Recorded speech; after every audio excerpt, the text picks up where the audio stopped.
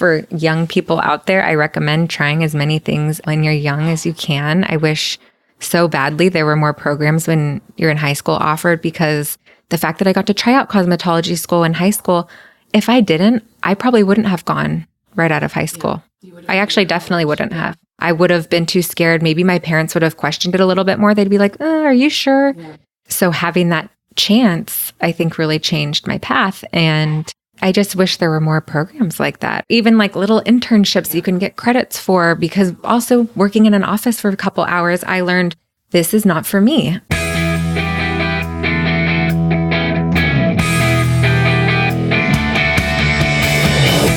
You're listening to the MILF Podcast. This is the show where we talk about motherhood and sexuality with amazing women with fascinating stories to share on the joys of being a MILF. Now here's your host, the MILFiest MILF I know, Jennifer Tracy. Hey guys, welcome back to the show. This is MILF Podcast, the show where we talk about motherhood, entrepreneurship, sexuality, and everything in between. I'm Jennifer Tracy, your host. Welcome to October. Here we are. I'm so excited to be here today. Today's guest is Kylee Heath. Kylee came to me through my assistant, Sky. They're friends, and Sky said, I have a mom who's perfect for the show. She hooked me up with Kylee, and I couldn't agree more. Kylee is a celebrity hairstylist who is exceptionally talented, incredibly motivated, and has more moxie than most people I know. And she's super young. She has a toddler, a beautiful little girl, and she's expecting her second child. So she's pregnant. Gosh, I want to say she might even be the first guest on the show who's been pregnant when I interviewed her. Actually, I could almost say with certainty that that is true. So we had a great talk. I went to her house and we just chatted, and it was really lovely. And then I got to meet her little girl afterwards. She came home from a walk, so that was really special. So here we are in October. October is LGBTQ Awareness Month and History Month.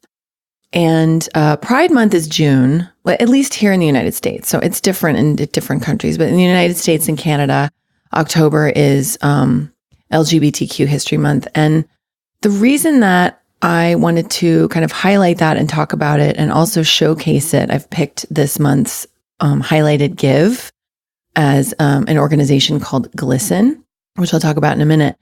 You know, I've lived in West Hollywood for 20 years, and I've seen some amazing, beautiful, and tragic things in that time. I mean, before then, obviously. And I lived in New York for a while. And when I was 14, I started modeling professionally in Denver. And being in the business, even in Denver at that time, it was 1990, I guess. 1990.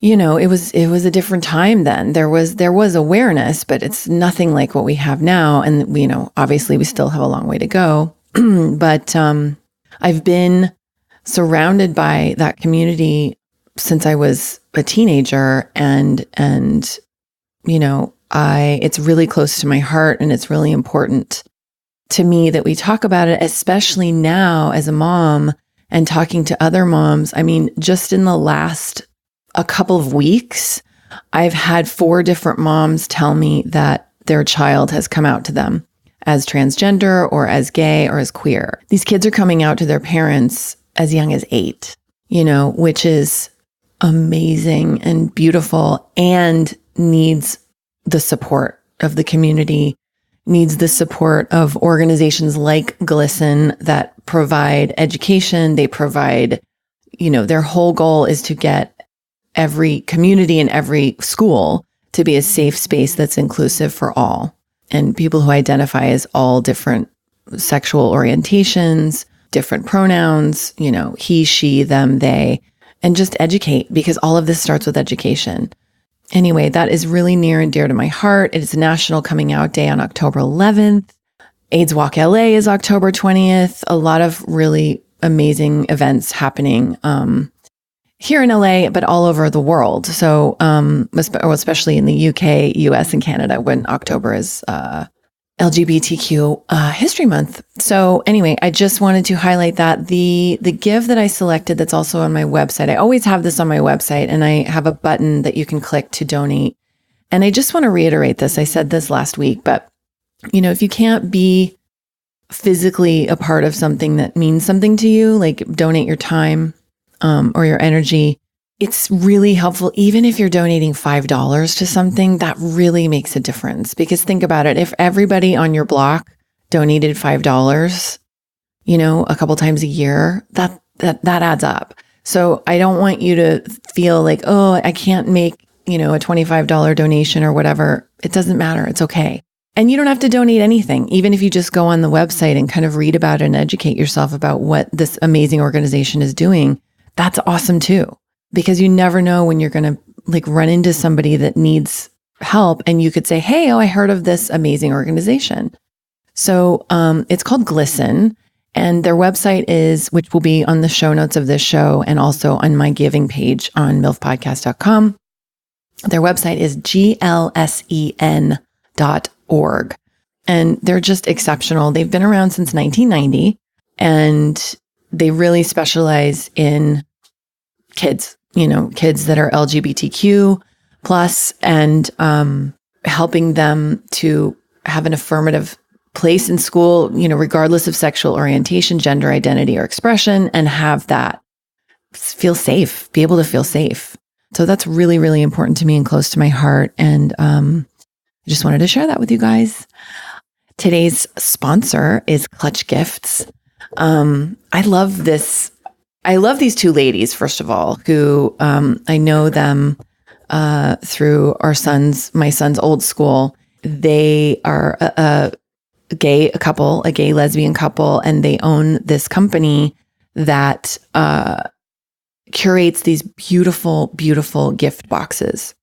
And it's very personalized. So it's a modern personal gift solution. That's what they call it. And everything is built around sommelier. I don't know if I'm saying that right. Sommelier selected small production wines. Now these women are they really know about wine. I obviously don't, because I don't drink.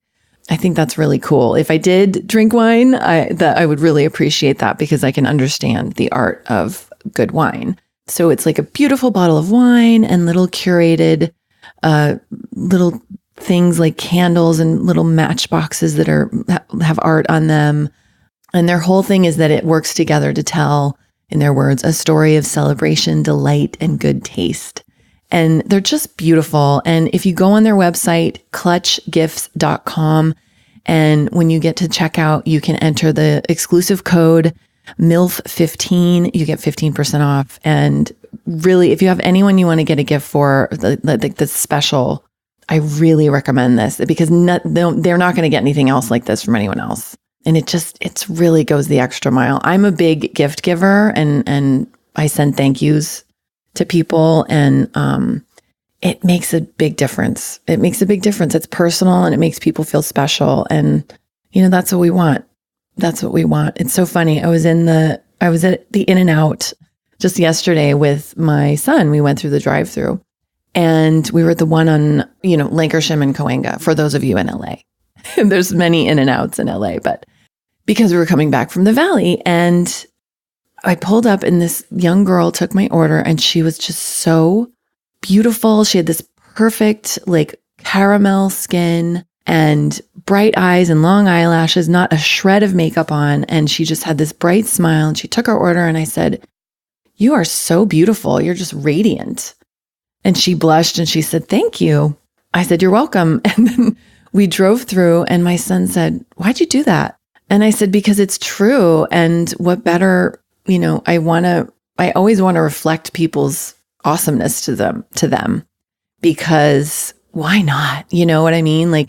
We all give ourselves such a hard time about, I certainly do. And I know most of my friends do, about everything. It's if we can just reflect someone's light to them, even if it's just in passing for a moment, there's no strings attached. There's nothing expected in return. It's just a genuine compliment. Why not? As long as it's not creepy, which I wasn't. Anyway, and he was like, "Okay, cool." And then he went back to watching his phone. The Office, always The Office. He's just obsessively watches The Office. He's watched seasons 1 through 9. I think he's on his 3rd round. He has this, he has it memorized. And I'm like, well, it's good. It's good television. I can appreciate that. All right. I've talked long enough. Now it's time for the interview with Kylee. I hope you guys enjoy. Hi, Kylee. Hi. Thank you so much for being on the show. Thank you for having me on the show. This is so amazing. Your home is so cozy and warm and beautiful. Thank you. As are you. Thank you. Cozy You're and so warm nice. and beautiful. It's true. Cozy is life. Yeah, it's good. We've got Holly, your lab. Is she a lab? Golden retriever. Oh, golden retriever. Yeah, Yeah, she's amazing. 10. Oh, she's such a Our good little girl. lady. Yeah, she's so sweet. So you have a 2-year-old who's out with your mom right now who's visiting. Yes. And you have one on the way. Yes, and I have one on the way. Oh my gosh. I'm almost 21 weeks. Oh my gosh. Yeah, Wow. it's Hi. crazy. Oh, Holly. she wants some of the mic. Can you guys hear Holly panting? Say something, Holly. Holly, you want to say something? She's like, I don't have much to say. I just need some cuddles. I kind of want to start just from the beginning. Your story is so interesting and kind of where you've arrived and, and you have so much more to go because you're super young, aren't you? You're like 20. At 29. Oh my God. That's so amazing. I'm almost 30. When's your birthday? December 29th. December 29th. So Okay. it's creeping up. That's awesome. Yeah. 30. I know. Milestone. I know. Where were you born and raised? So I was born and raised in Santa Cruz, lived there my whole life, and all my family is up there still.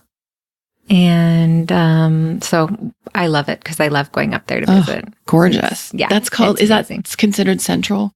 Yeah, it's like Monterey Central Bay. Coast? Okay. Yeah. Oh, okay. about so an it's hour and a half. Like a lot of people call it NorCal, but it really is more central. got it. It's like an hour and a half south of San Francisco Oh, on the coast. did you Yeah. hang out in San Francisco growing up?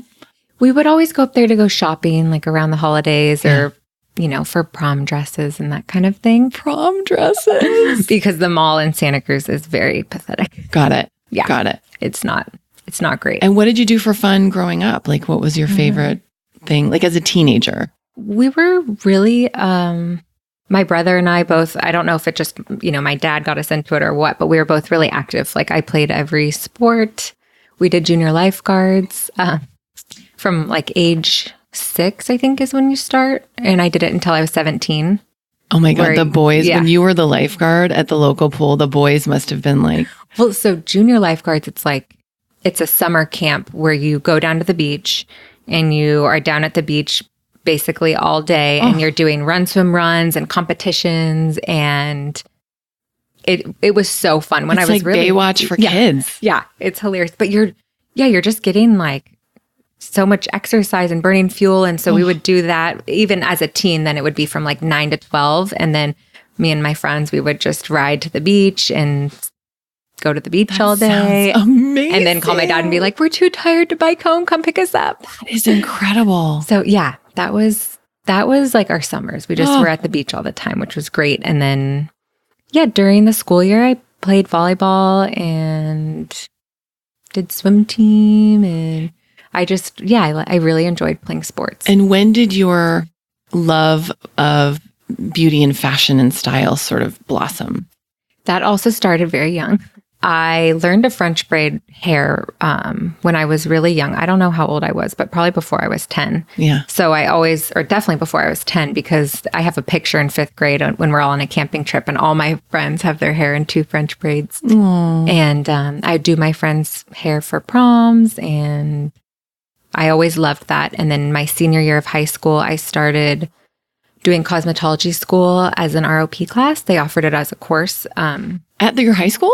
So it That's wasn't amazing. at the high school, I but see. You got credit for it. Yes, I got credit for it. That's So brilliant. yeah, it was great. So my senior year, I would go 2 days a week after school, and I would go for 3 hours. And then I got hours that I could transfer. And I loved doing hair. There was still part of me, I'm like, I don't know, maybe I want to go to college. I kind of wanted to be a teacher. There were a few different things that I, wanted to do. I also was very into clothes. So I had looked at FITM. I went to this program called the 3 Days of Fashion, and I went to the one in Orange County. And I did really like that. I liked to sew and all of that kind of thing. I told my parents I wanted to look at cosmetology schools that were in Southern California because I knew there was more opportunity down here. And they were very supportive, which I feel so grateful for. They were like, if, we've seen that you're passionate about this, and if that's what you want to do, we support you. So we set up like meetings at 7 different schools to check them out. And I walked into the Paul Mitchell in Orange County, and I just was like, this is it. This is where I want to go. Yeah. Orange County. Yeah. So did you move down there? So I moved down. Because you can't commute from Santa Cruz. No. It's like 5 hours. Yeah. And I actually had 3 friends that were from Santa Cruz that were moving to Orange County just to go to the junior college down there. Perfect. So we all moved in together right after, it was that summer after I graduated high school. So you were 18. Yeah. I was 18. And which was crazy a little bit, like having our own apartment. It wasn't like we were living on campus or anything. Yeah. So, and I loved it. I loved going to cosmetology school. It was awesome. And so I started school in September. And since I had some hours, you need 1,600 hours to graduate. I graduated in July. Oh, that's fast. Done. Yeah. Less than a year. Less than a year. And so I took that summer to figure out exactly where I wanted to end up. And Angus Mitchell, who's Paul Mitchell's son, he had just opened a salon in Beverly Hills. And a couple of my friends that were graduated just before me in cosmetology school were working there. And so they connected us, and I went in and I interviewed, and the lady was like, sorry, we just don't have room for assistants right now. And I was like, I'll do anything. I'll work at the front desk. Like, please, just let me know if anything opens up. But if you want somebody to run the front desk, I can start there and then work your way up. Work my way up. Yeah. And so they gave me a call, and they were like, you know what, let's have you start at the front desk. And so I moved down, and I was really nervous because LA, just even growing up in Santa Cruz, it's such a different. Yeah. It's more of a small town feel. Sort of, yeah. And people kind of were like, oh, LA, Yeah. And so I was nervous, but my parents were like, hey, give it like a solid 3 months and we'll always be here. Nothing will change. Just give it a try. I think they might regret those words now. No, not really. But they're like, move home. Yeah. But yeah, so I gave it a try, and I got in and, started assisting pretty quickly, as well as working the front desk. And you were 19? I was 19. Oh my gosh. So yeah, I was 19 and pretty crazy. Yeah. And when I first moved too, I had a job, but I didn't have a place to live yet. So I was like, I remember I was Google mapping and printing out directions of looking at places, because then I didn't have navigation on my phone. Sure. And it was a little stressful, but I ended up, through a friend of a friend, met a girl who also was looking and didn't have a place to live, who was moving from Northern California. And I told her, I found a place if you want to move in. We met when she just signed the lease, and that's when we met. And we lived together for 7 years. Oh my gosh. After that, she became, one of my best friends, which that's amazing. I really lucked out. So that's kind of how it all started. And so when you were assisting at 19 in this Beverly Hills, first of all, I just want to point out the moxie that it took for you, and the willingness to start at the, at the receptionist level. Right. Because you knew what it meant to get into I want to say elite, anything in Beverly Hills, it's got that cachet. It's like if you come from that kind of salon, it gives you a big feather in your cap. Right. So you were just willing to go for it, and you told them, and they took a chance on you. I love that. Yeah. And then you were assisting, and then from there, how long did you have to be on the floor? Isn't that what they call it? Yeah. On the floor? So on the floor. And it was, I'm trying to think, because I only worked there for 2 years. And I'd say after a year, for sure, I was taking some of my own clients, but I had also been assisting.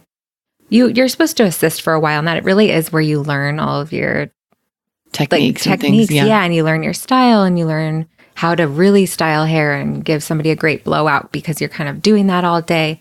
And so it was really good experience. And I think because I was so young, and I was thinking, if I went to college, I would still be in school right now. So I kept having that mentality where I was like, okay, think of this as training. School. Training. Yeah. And, I'm getting a little bit of a head start, but also I want to really grow. And so I had probably been there. I had been there for probably a year and a half, or a little over a year. And we had sent out gift card or little cards to CAA and different agents to try to get more people in, just saying, we'll give you a free haircut. And we had a call from somebody from CAA, and she said that she needed a haircut and it was late. And everyone was like, oh, we're closing. And I was like, well, I'm happy to stay. I have nothing to do. I know how to close down the whole salon because I can work the front desk. Yes. I was like, I'm happy to stay and I'll do it. And so that was one of the greatest things that's ever happened to me, because this woman, Sandy, we were talking and I told her how I love styling hair, because I was in this phase where I loved doing weddings. I just wanted to, I was on Model Mayhem. I was trying to figure out how to, get a What's portfolio. Model Mayhem? I don't even know if it exists. I actually need to look it up, but it's, it connects photographers, models, hair, makeup. Got it. To do photo shoots, and everyone just kind of trades their work.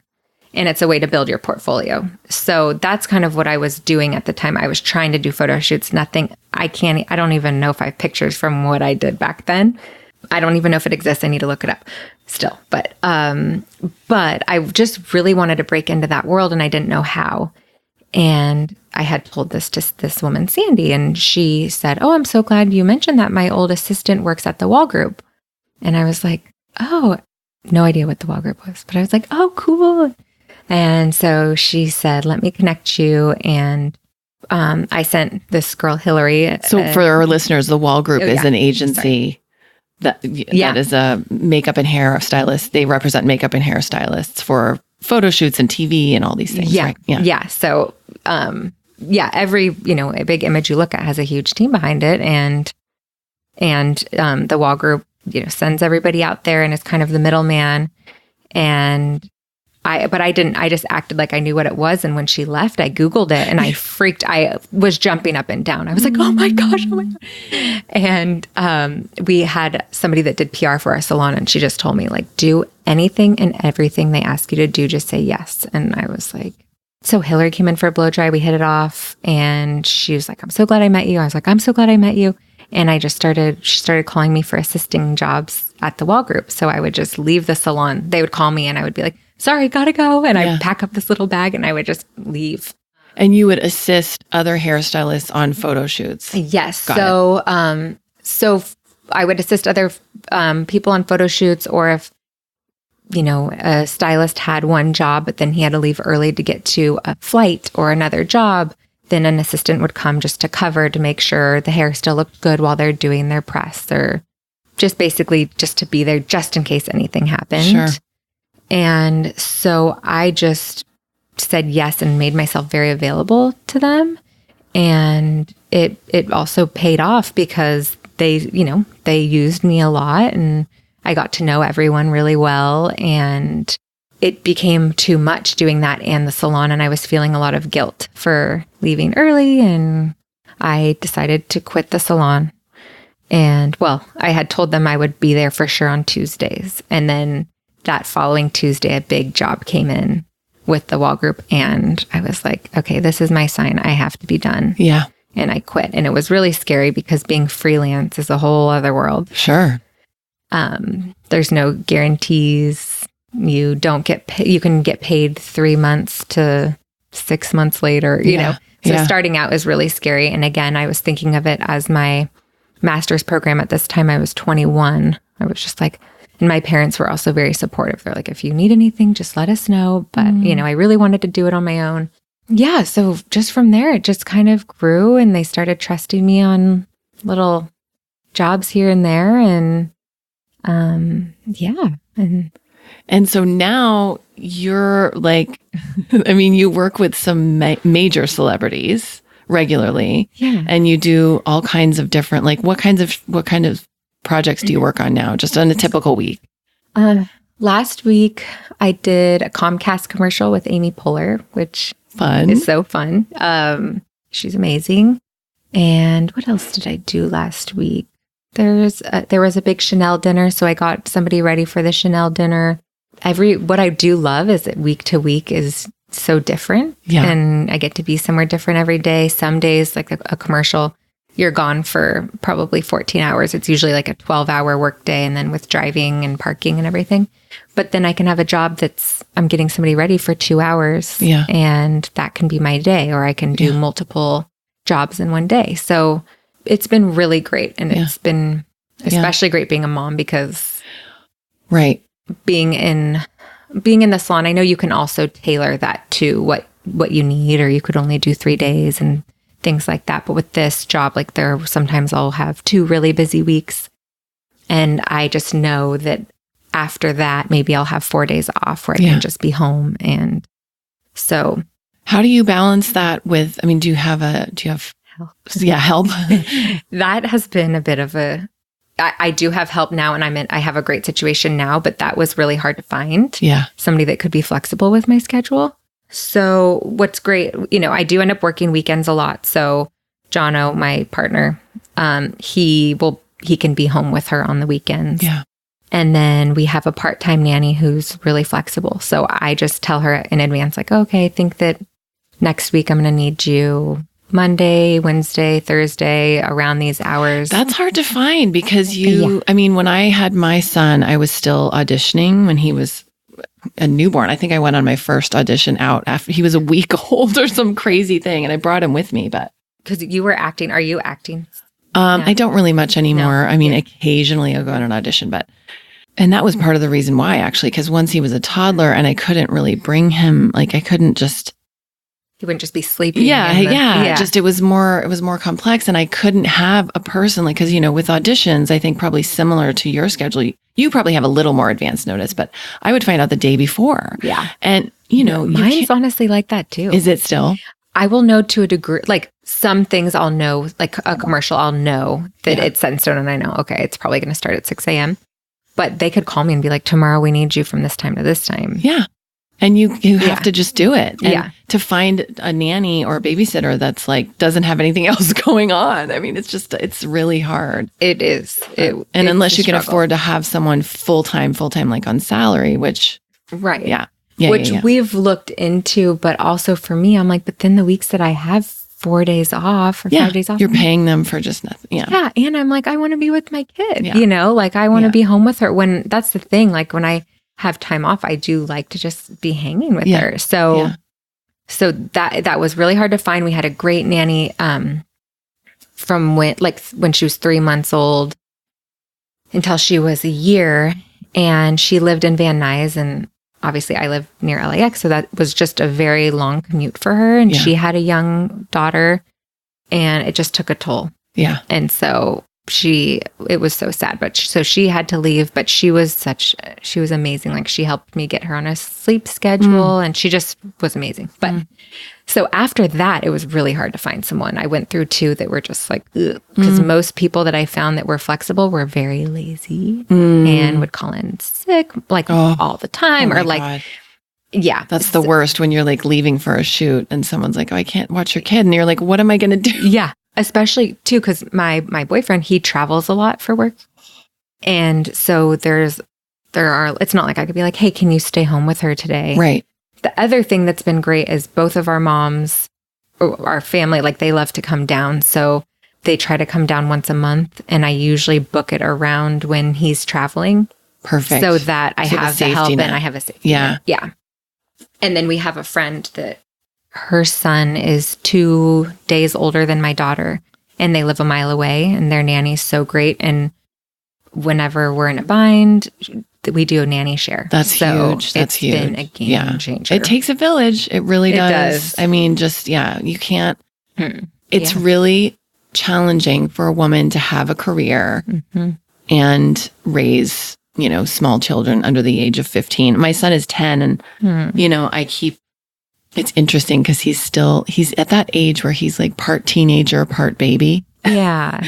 And I keep thinking, gosh, I have to be patient with him and like be with him as much. He just wants me all the time. Yeah.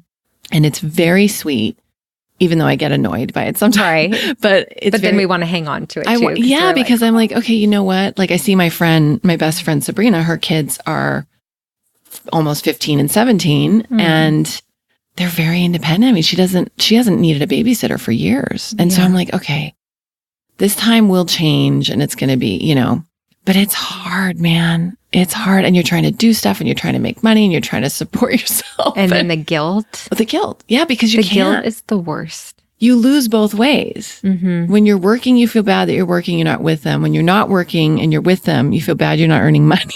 Yep. And then you're like, am I doing everything half-assed? Like, totally. And you're just like, when will I ever be able to do anything like 100%? I know. When they're grown, I think maybe. And I don't even know, maybe not then. But it's true. It's true. So, well, so this is so fascinating. Mm-hmm.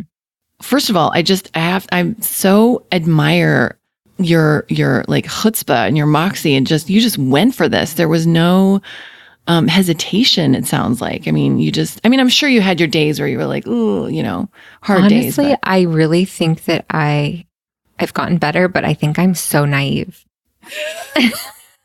What a blessing that is, though. I know. Yeah. Ignorance is bliss. I'm sorry. And I know that's like hilarious. No. I know what you mean, though. About a lot of things, too, because my boyfriend, he's very structured, routine. Like a pragmatic kind of guy. Oh, my God. Yeah. And I couldn't be more opposite. I'm just like, I just roll with whatever. Yeah. And so it's been actually really good for both of us because we've helped to like balance each other out. Yes. And he'll like bring me back to earth sometimes. But I think that in, me ending up where I am now, to a degree, that's just really helped. I was just like, I'm going to go for it. What's there to lose? I talked to my dad now, and he's like, yeah, I remember when everyone was all your friends were going to college, and everyone was asking like, oh, where's Kylee going? And he'd say, oh, she's going to cosmetology school. And they'd give him this look like, oh, I'm sorry, like I'm sorry look. Right. And and I think I get it from them too. Like he just was like, screw you guys, and I didn't even notice. That anyone would ever have judged that. And now looking back, I'm like, oh, I could see how that looks like a easy way out to some people. But I honestly think I've been passionate about it my whole life. There's pictures of, actually, my mom found books. There's a Dr. Seuss book. You should get it for your son. It's so cute. But it's like about what your favorite color is. Oh, wait, which one is it? It's All About Me. Oh, I don't have that one. It's like you fill out with it. So it'll be like, what's my favorite color, my best friend's name, and what do you want to be when you grow up? And mine says a hairstylist. That is so precious. And I filled it out when I was really young. And my brother's said an artist, and he's an artist. Oh.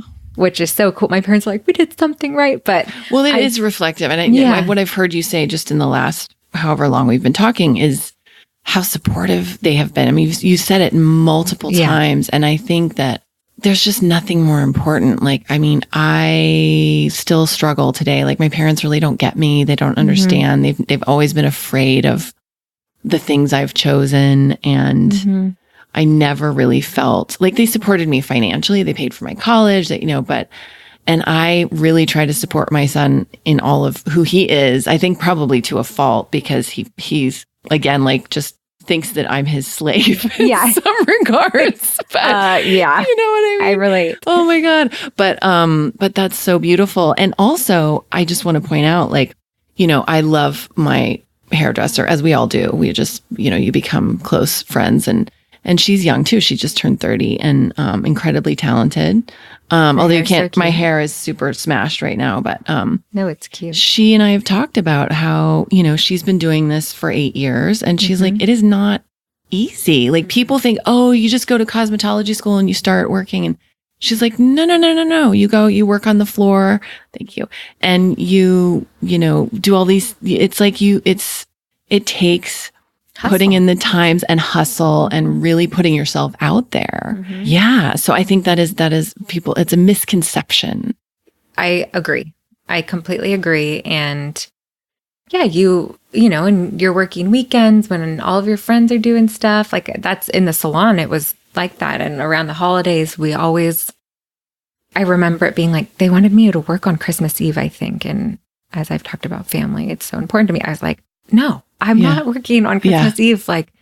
And that's something about what I'm doing now is the industry dies at around all holidays. 4th of July, Christmas, all of it. It's just like nobody's shooting then. Which is great. Yeah. And it's the best because I just couldn't. And I know that is the time where you make a lot of your money is right before all of these things right before New Year's. And Right. but yeah, it takes hustle, and as much as it's fun, because people look at it and they're like, oh, well, that's like a fun job, so it's not hard, but it's exhausting. Yeah. You're dealing with so many personalities, whether it's just the people that you're actually working besides, Sure, or the people that you're working, for, sure, and being on your feet and Yeah. driving all over town. And as much as I like being somewhere different every day, there are weeks that it is exhausting, as you could relate to, where just not knowing. Oh yeah, The unknown is stressful, and it does wear on you. I couldn't be in a 9-to-5 job. I know that. Yeah. Part of this too, I remember when I was in high school, I got a job at an office, and I worked there for 2 hours, and I was like, I quit. You're like, Nope. This is death. I was like, I can't do this. Cannot. Yeah. And so I think that was helpful. I think for young people out there, I recommend trying as many things when you're young as you can. I wish so badly there were more programs when you're in high school offered, because the fact that I got to try out cosmetology school in high school, if I didn't, I probably wouldn't have gone right out of high school. Yeah. You would have I gone actually to college. definitely wouldn't. Yeah. I would have been too scared. Maybe my parents would have questioned it a little bit more. They'd be like, are you sure? Yeah. So having that chance, I think, really changed my path. And I just wish there were more programs like that. Even like little internships you can get credits for, because also working in an office for a couple hours, I learned this is not for me. And that closed a lot of other doors. Yeah. Yeah. So that's so great. Well, and I just wanted to say too, like all those kids that were like, oh, we're going to college. Like, I bet you anything that, because this was my experience too. I went to college. Well, I moved to New York to model for 5 minutes. And then I was like, I can't take this. I hate it. I hate it. What did you hate? Just all of it? It's interesting. I started modeling professionally when I was 14 in Denver, where I grew up. And very quickly, I was asked to, move to London. And I was offered a contract to basically leave high school. And I didn't, because I got a part in the school musical. Oh. And I was like, I got a part in Grease as Frenchie. That's so my favorite movie. I'm going to. I mean, it's one of the best. Excellent decision. Like, I'm not going to give that up. No. So I went to New York for the summer, I think when I was 16. And I love Holly's her dog. right in the middle of us now. She knows I'm a dog person. She does. She's like, anyway, I when I got there the second time to New York, I was like a day 18, and I just didn't know who I was as part of it. I had my own personal struggles to go through. But the other piece of it was, I just felt like I had always wanted to be an actor, and I kind of fell into the modeling, and I thought, well, this will be a good way to pay for things. But what happened was, I just really felt like a ghost. Like I was such a number to these people. Nothing mattered about my soul or my brain. It was all like, what size are you? What tear sheets do you have? What photographers have you worked with? And I just felt suffocated. I just felt totally suffocated. And then I had a nervous breakdown, and I came home. I came home, and then I went to college. Understandable. Yeah, there's not depth. Like, there's not. I mean, and I think you could have that if you were a model who had something else. But the thing is, at that time in my life, I was just out of high school, and I didn't have that other thing. I wasn't actively writing like I am now. I wasn't pursuing the acting on the side. I was just modeling and like living in self-loathing because I didn't fit a certain size, and I wasn't Kate Moss, because that was the time. It was 1993, and Kate Moss was, everything. And it's all comparing. Like, you're like, if I don't get that gig, because that can happen, with us, but you're like, oh, I wonder why I didn't get that. I wonder why they got that. What's wrong with me? What's wrong with me? Yeah. So it becomes this sort of shallow, thing. So anyway, so my point is, I did go to college, and then even still after college, I had that sort of like, fuck, what do I do now? And I almost moved to New York again, and I was too afraid because my parents had said, I had gotten into a master's acting program, and my parents said, if you do this, you're on your own financially. And that scared the shit out of me. Yeah. So I moved back home, and I got work immediately again, modeling and acting and doing stuff. I got some little bit parts in TV and movies. And then I moved to LA, and the rest is history. But I would have loved at 19 to be so clear as you were and have this path. I mean, what a gift. I feel so grateful. I really do. I don't know how it happened because I really knew. I was like, I want to do hair. I just knew it. So great. And there were other things that I loved. I did have other passions, but I was like, nope, I'm just going to do it. I'm just going to try it. Yeah. And I'm so grateful that it worked out and that I still love it. Yeah. And of course, there are things that, of course, with everything. Suck. Yeah. But I do feel so grateful. Yeah. Yeah. And then, so when you became a mother, you were 27? I was 27. Yeah. And what was that like? I mean, when that information came to you, I don't know if your first baby was planned or if you... Yeah. So, I've always wanted to be a mom too. Like I had dolls until I was too old. But, so my boyfriend and I, we were on and off again for a long time. So there were many moments that I had in my mid-20s where I was like, when am I ever going to get to have kids? Like, is this going to happen for me? Like, I'm going to be, like I always wanted kids young. And so smart. Because the older you get, you're so tired. Like I'm 44 and I have friends that are like my age trying to have babies. And I'm like, are you guys crazy? Like, do you even know what you're signing up for? My aunt had her boys a little bit older, but not old. But she looked at me. She's like, have them young. She was like, I'm so tired. Yeah. She's like, I can't. Tired. Yeah. But, So John and I, we got back together and we both knew we wanted kids and it totally happened as a surprise. And we were like, oh boy. And we were both really scared because we were like, okay, this is not what we were planning. This is not what we were expecting. But, we had so much history. We both knew we wanted kids and we were like, we're doing it. Like let's do this. Yeah. And so the first couple months were very scary and a blur. And I felt extreme guilt because I pictured this moment my whole life and I pictured getting pregnant and, telling everyone and it being this exciting thing. And I felt really scared and sad about how it happened. Like that it was a surprise and that I wasn't married and all these things that I kind of pictured, what you paint this picture or it's painted for you or it's your painted whole childhood. For you. So yes. Exactly. Well, which is when I told my brother that I was pregnant and he was like, wait, no, tell me, what were you really going to tell me? I'm like, I'm pregnant. And I just started crying and he was like, and he just was like, amazing, and I just told him that, my like fears and all that. And he was like, Kylee, he was like, society makes up what it's supposed to look like, what it's supposed to be. Like, this is your story and this is how it's meant to be. And you got to trust that. And I was like, you're right. And I just ended up, I let it go. I told my family and they were all so excited. I was so nervous to tell them for some reason. I think just because, you just picture things happening in a different way and because of society. Yeah. And it just couldn't have it. You just can't picture it any other way. Yeah.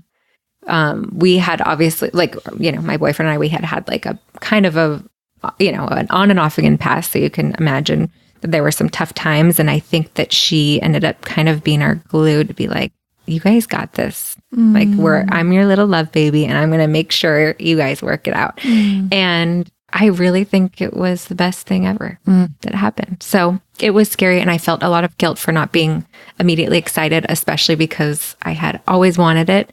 And I know so many people that have had such a hard time. And I was like, and then it happens for me so easily, out of the blue. I felt just guilty in so many ways. It was a struggle. But yeah. And then I really loved being pregnant. So did I. Oh, I just felt so pure. And I was just like, this is so amazing. And just that your body does this without you having to do anything. It's unbelievable. Yeah. I was like, I'm sleeping more, but other than that, I'm not doing anything. Yeah. And my body's just making a human. It's so amazing. Yeah.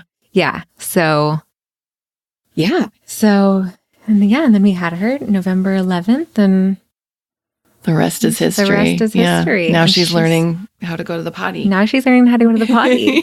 It's crazy. Oh. Yeah. She's amazing. Yeah. So. it is interesting what we do to ourselves, right? Like with the guilt and stuff. And like we talked about earlier, like that just doesn't go away for some reason. There's just, and I wish, that's part of one of the missions of this podcast is to help shift that in sharing all of these women's stories to other women, mothers or would-be mothers or women who don't have children, just to sort of help us shift that perception of self. Like, you think it looks one way. I mean, I'm such a great example of that in that I had the marriage. I had a big wedding. I had the handsome husband. I had the house.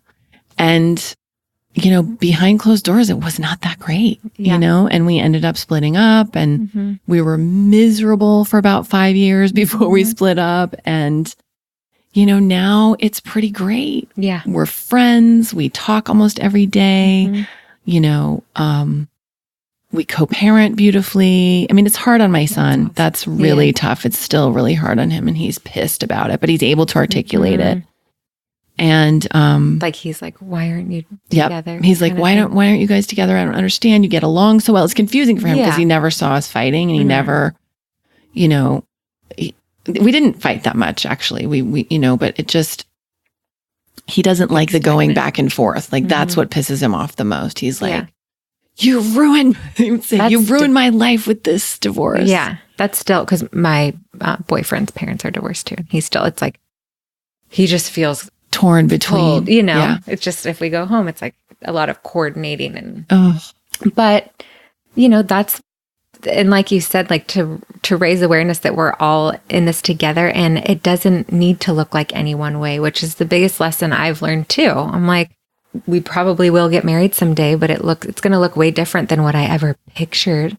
Like I want the most intimate thing that's just about what it's meant to be about, not about having this showy party to post pictures on Instagram. Yeah. Which I definitely would have been that girl, I was. And there's also nothing wrong with that because you could be like proud but there's something about having like a baby now or a kid now that I'm like, that doesn't matter. Yeah. It doesn't. And I always tell like younger people, like I was telling one of our mutual friends the other day who is in a relationship and may or may not get married. But I said, if it were me and I could do it over again, I would either do a flash wedding where you like email people 5 days before. Yeah. I went to one of my dearest friends, David and Bianca. They had one in Santa Monica several years ago. And it was one of the best weddings I've ever been to. Oh, I've never even heard of that. Oh my God. It's called a flash wedding. And you email the people like a week before and you're like, no pressure if you can't come, but we're getting married. We'd love for you to be there.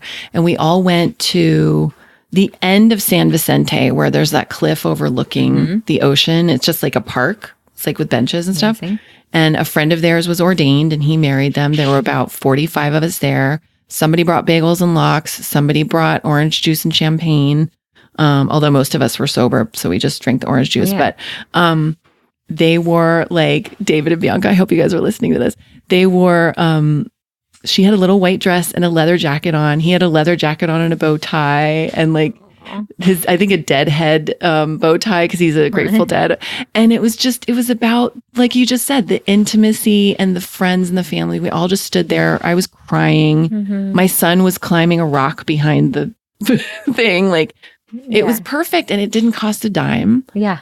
And it was meaningful and it doesn't have to look a certain way. And the fact is we're all just making it up as we go along anyway. Yeah, we sure are. And things are just changing, Yeah. There's and now you're doing it all over again with the baby number 2. Yeah. And with baby number 2. Oh my gosh. Which this one was planned, which was nice to have that experience. But also, it was funny because I always have wanted more than one child. And we were talking about it like a year ago and he was like, things are so great. We're in a place now we can like go on weekends together and not worry and let's just calm down. Like maybe we don't need another one. And I was a wreck. I was crying like, but we need another baby. Like, and then I calmed. I was like, you know what? You're right. Let's just enjoy this moment. Like we finally have it. Things just felt a little easier. She was like, not 1.5 yet, but just over 1. And it just felt a little more easy. And I was like, okay, let's just enjoy this. And I was like, I'll bring it up again in the summer. And he just one day out of the blue texted me a picture when I was pregnant, and he said, let's do this again. Oh. And I was like, really? I was like, where's this coming from? And it was just the best.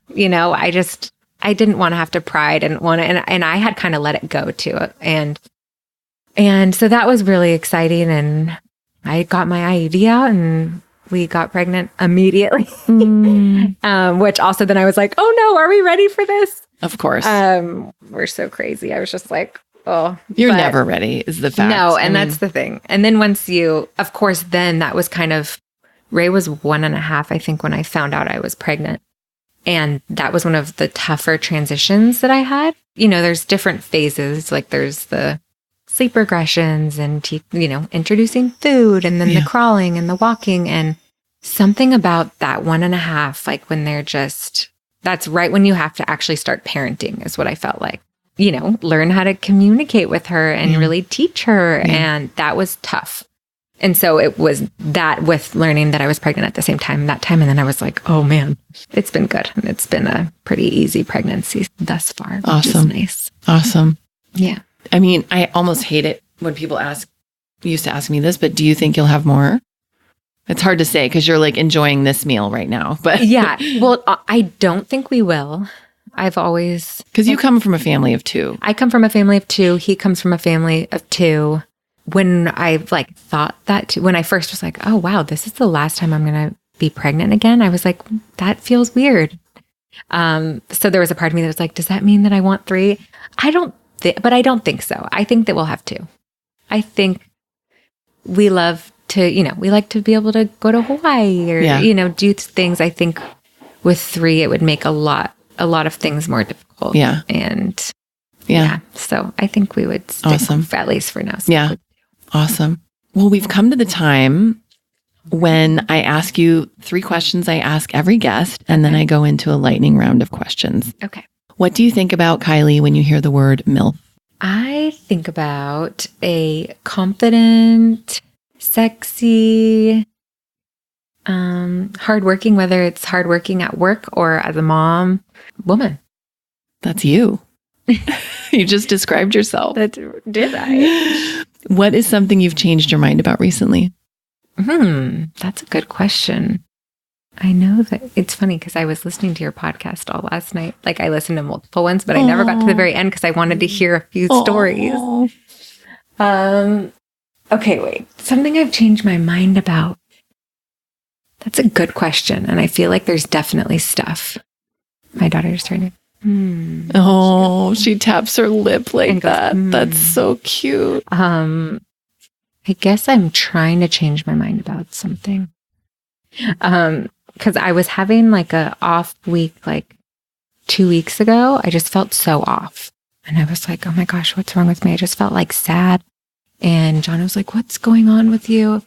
Like, are you okay? And I was like, I don't know what's wrong, but I just feel like bummed. And I think I was just trying to, like we talked about earlier, do too much of everything and try to be too perfect in too many ways. And I'm trying to change my mind about that. I'm trying to just like be okay with, everything not being put away, or be okay with,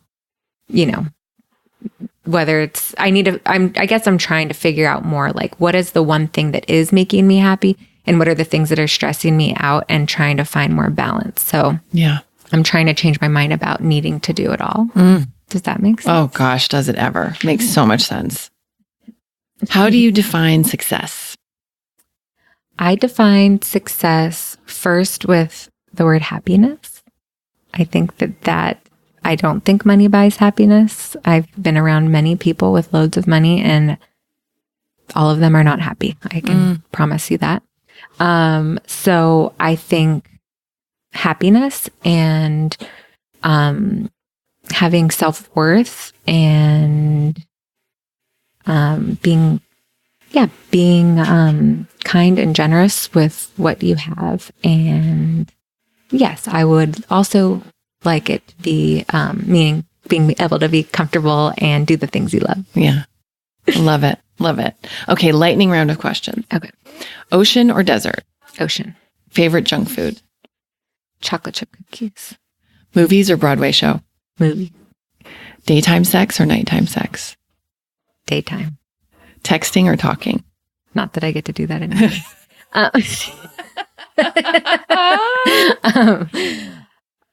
Texting or talking? Well, Jono always says he'll text me and then I immediately call him. He calls it the text and call. So I guess a call. Is that just with him or you do that with everybody? I feel like I do that with him and my mom. Because you just want to hear their voice. Yeah, or I'll be like, it's easy. I have so much more to say to you. Yes, totally. So I'm just going to call you instead. Totally. I couldn't possibly text. But texting is very just easy and convenient in most cases these days. Cat person or dog person? Dog. Have you ever worn a unitard? Yes. I used to do dance. Oh. I mean, not me too. Not good dance, but I used to dance when I was little. Shower or bathtub? Shower. Ice cream or chocolate? Ooh. Chocolate. You almost said ice cream. I almost said ice cream, but chocolate. Chocolate. But I do like ice cream, but I eat chocolate like every day. On a scale of 1 to 10, how good are you at ping pong? Ooh, I've had some challenges with my grandpa. Oh. I would say 4. Okay. I'm not good. What's your biggest pet peeve? I know I have loads of these too, but why can't I think of it right now? Negativity. I don't know. You're so cute. Negativity. Okay, this is a perfect thing for you. If you could push a button and it would make everyone in the world 7% happier, but it would also place a worldwide ban on all hairstyling products, would you push it? I would. I would. would. Definitely. Wow, Yeah. girl. Because I think that if you're a hairstylist, you can do the job without the products. This is revelatory. Do you mean also hot tools? Or just because I was thinking you just said products. I did not specify. So I was picturing I could still use a blow dryer and a round brush. I think that would still work. I think products only means like the actual stuff in the jars and this thing. Yeah, that's what I thought, which is why I was so quick to say. Because I can do anything with a round brush and a blow dryer, like some hot tools. Yeah. That's amazing. It may not last as long. Right. But it'll look good for one photo. Yeah. Now, this is not in the lightning questions, but I do want to ask you, like, what are your favorite hair products? Hair products? Okay. There's so many. I love Isles Formula is a very small line. How do you spell it? ILES. Okay. Formula. And their shampoo and conditioner is amazing. And they have this serum it's not oily. It's not greasy. It smells so good. It's good on any hair type. I'm obsessed with it. Amazing. Okay. I love, what kind of products do you like in your hair? It's interesting because I used to have long hair and now it's short, which I'm loving. I'm used to have so much fun. Your hair. You did? You did? When I was in cosmetology Oh school. my God, I love it. Yeah. Platinum blonde pixie. Yeah, this is the first time I've ever been platinum. The first time it looks so good. Thank you. It's really fun. It's really fun. So and I cute love on my hairstylist is amazing. She's wonderful. So she taught me to use the cream. I forget the brand, but it's like a cream that I put in my hair that really works. And then I just bought hairspray actually from Bumble. I mean, not Bumble, from, I don't know why I said Bumble. Because Bumble has the same branding colors as Dry Bar. Oh, yeah. And I'm going to maybe be working with Bumble on the project. Oh, but cool. I love Bumble and Bumble. But you mean Bumble. I meant Bumble, the dating app, site. Yeah. Bumble and Bumble also, I like the sea salt spray, but I haven't needed that I love because the sea salt spray. My hair is very, I hope we don't bore my listeners, but we're all hair women. You guys like doing hair too. My hair is I have fine hair, but I have a lot of it and has a lot of volume. So unlike the beautiful and amazing Michelle Williams, whose picture I brought into Emma when I first decided to do this, my hair's poofy. Right. And so I don't need to add texture to it. So I've had to learn how to work with short hair and not put product in it that's going to make me look like Einstein. Right. Because you think short hair, it's going to be so low maintenance, but really it's more work. It's kind of more work. Yeah. Yeah. But I love it. You have to do a little something every day to smooth out the cowlick and all of that, where with long hair, you kind of can just wake up. And because I have wavy hair, I could literally do nothing with my longer hair if it was layered properly. So, well, Bumble and Bumble, they have it's invisible oil line. Oh. And they have this spray that I love for clients that have like poofy hair, and I spray it when like before I do a blow dry. Okay. So that could be good.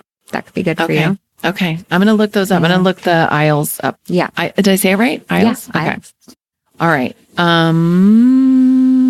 Superpower choice: invisibility, ability to fly, or super strength.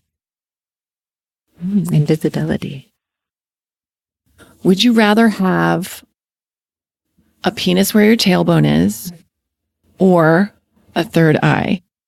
I want a picture of your face right now. That one.